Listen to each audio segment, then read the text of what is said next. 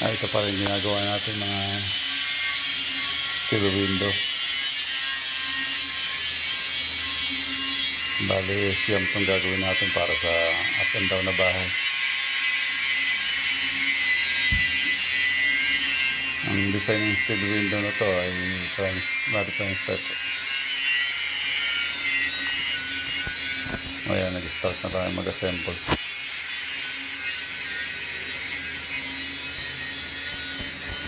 Ayan, naka-framing na tayo dyan. Bali, meron siyang na bintana. Up and down na bahay.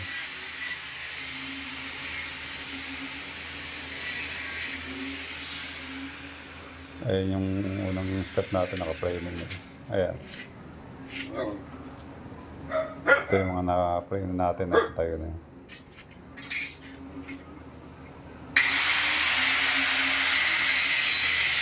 French type ang design ng bintana.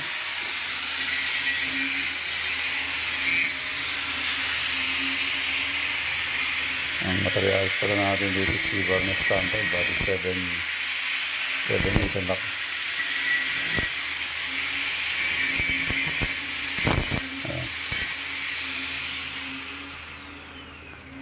Ayan siya, naka-frame na.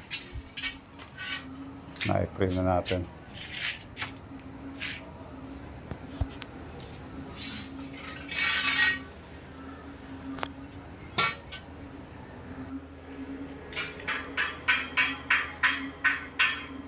Frame muna.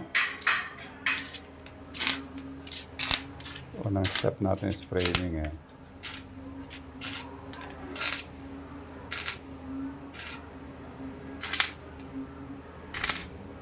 Puro spot lang muna tayo.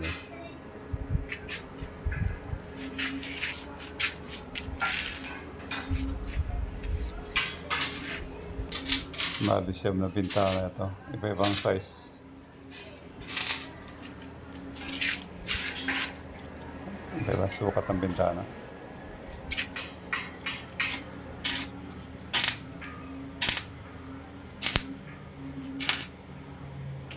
Ayan siya.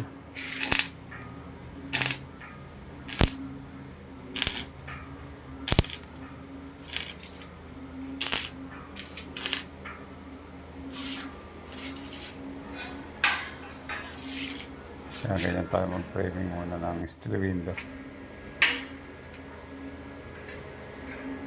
Bali frame sa bintanilya. Yan ang natin.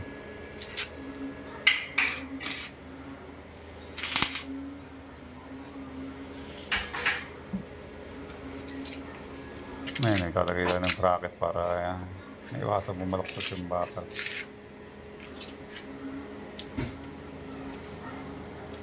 Mga nakasample na natin, nakatayo. Ayan, paglalagyan na sila mga salamin. Nakapaglagay na tayo ng flat bar dyan. Ang flat bar pala yun is 316 by 1/2 tsaka 316 by 3/4. Ayan yung mga pinaglalagay ng salamin.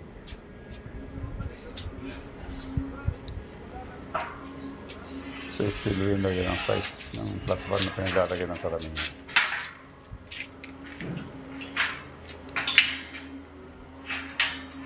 Medyo mapusisi lang.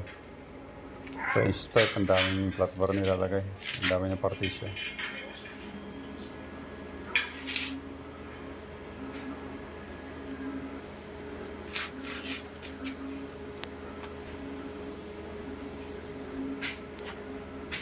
Ayan.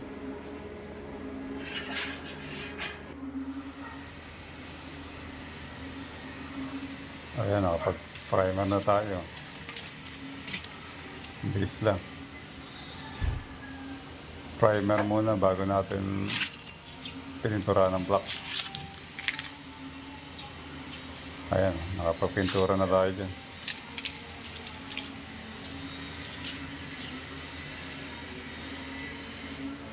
Okay, maraming salamat mga lods. Pa-subscribe na sa ating channel. Ayan.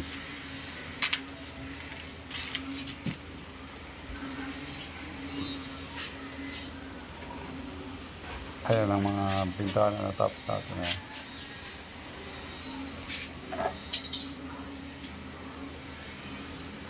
God bless po.